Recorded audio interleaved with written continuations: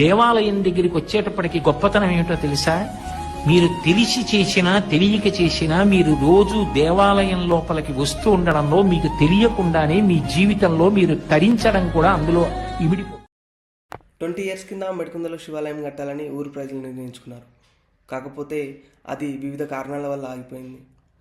శివుని ఆజ్ఞ లేనిదే చీమైన కుట్టదంటారు. అందుకేనేమో ఆ శివుని కృపతో మళ్ళీ 2024లో స్టార్ట్ చేశారు. 2025లో అంగరంగ వైభవంగా మన శివాలయం అయితే ఓపెన్ చేశాం. ఒకసారి ఆ విజువల్స్ని లుక్కేద్దాం పదండి. శంకరుడు ఎంతటి ఉదారుడు అంటే, అవతలవాడు ఆయన వంక తిరిగి త్రికరణ శుద్ధిగా భక్తితో ఆయన ఉన్నాడని నమ్మి పిలవాలి తప్ప పలకకపోవడం అనేటటువంటిది ఆయన యొక్క లక్షణము కానే కాదు.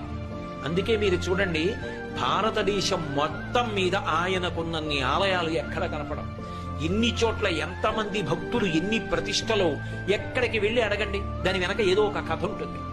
ఈశ్వరుని యొక్క అనుగ్రహము పరిపుష్టముగా కనపడుతుంటుంది.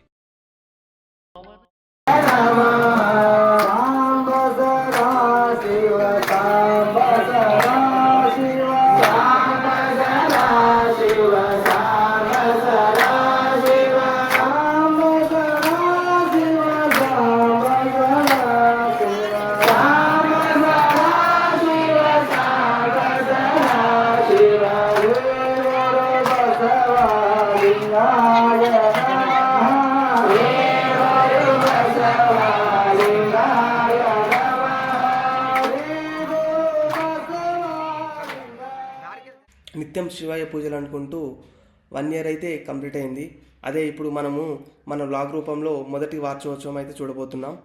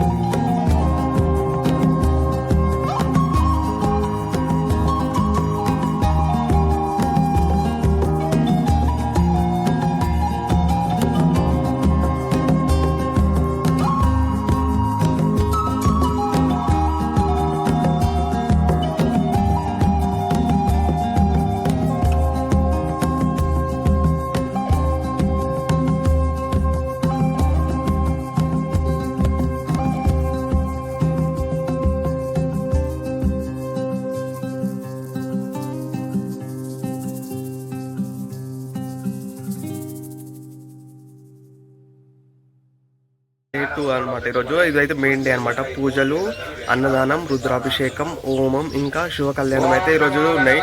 ఆల్రెడీ గుడికాడ పూజలు అయితే అవుతున్నాయి. మనం అయితే రెడీ అయినాం. పొద్దున్న వెళ్ళి రుద్రాభిషేకం అయితే చేసి వచ్చినాం. సో ఇప్పుడైతే గుడికాడికి వెళ్దాం.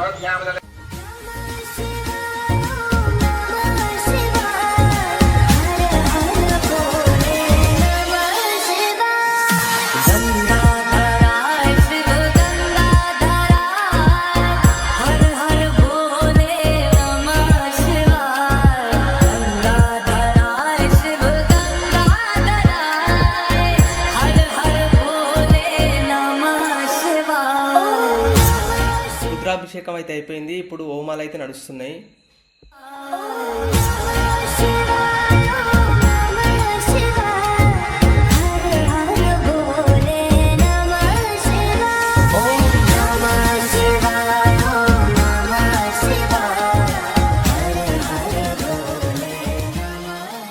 శివ కళ్యాణం కోసం రెడీ అయితే చేస్తున్నారు. మరికొద్దిసేపట్లో శివ కళ్యాణం అయితే స్టార్ట్ అవుతుంది.